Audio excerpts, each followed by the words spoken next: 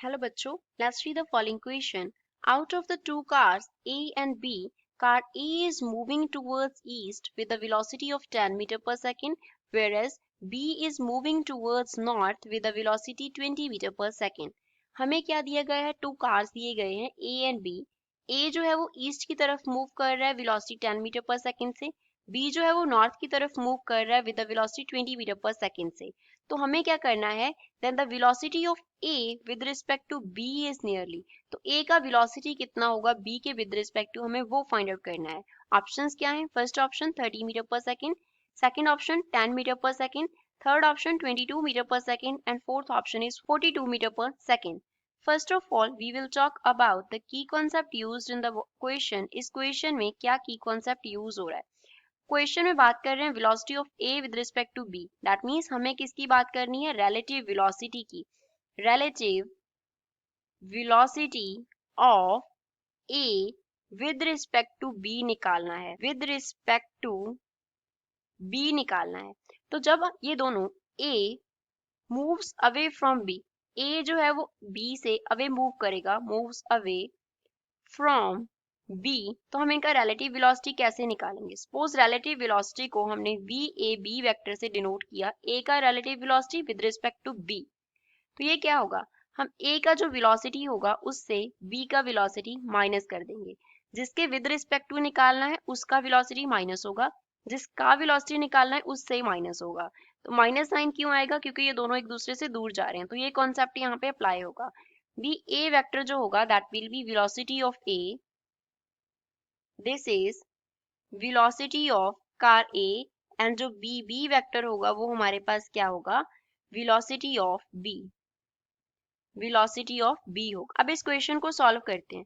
हमें क्वेश्चन में पहले बी ए वेक्टर निकालना होगा, वो कितना होगा? अब स्टेटमेंट में बोला है कि ए जो है वो ईस्ट की तरफ मूव कर रहा है 10 मीटर पर सेकंड की स्पीड से.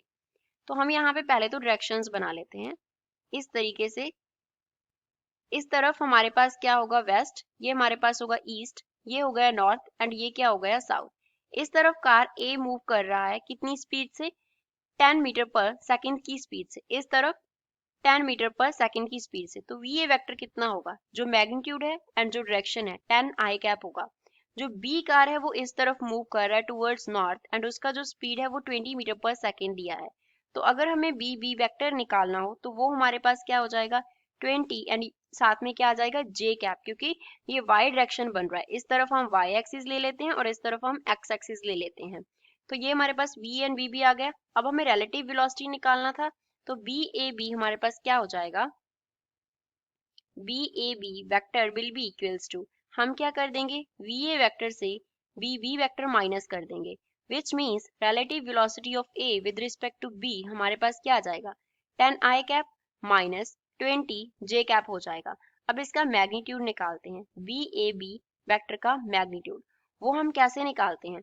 कॉफिशिएंट्स का स्क्वायर करके हम उनका एडिशन करके उसका स्क्वायर रूट कर देते हैं. तो 10 का स्क्वायर प्लस 20 का स्क्वायर का साथ में स्क्वायर रूट आ जाएगा. तो ये हमारे पास बन गया स्क्वायर रूट ऑफ 100 प्लस 20 का स्क्वायर क्या हो जाएगा? 400. That means this is equals to square root of 500.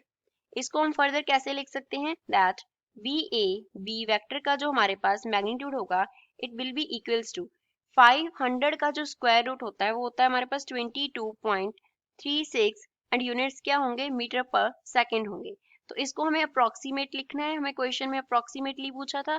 तो बी ए बी वेक्टर का जो मैग्नीट्यूड है वो अप्रोक्सीमेटली इक्वल होगा 22 मीटर पर सेकेंड के. तो गिवन ऑप्शन देखते हैं. तो गिवन ऑप्शन में से 3 इसका करेक्ट आंसर है. I hope you understood well. Thanks.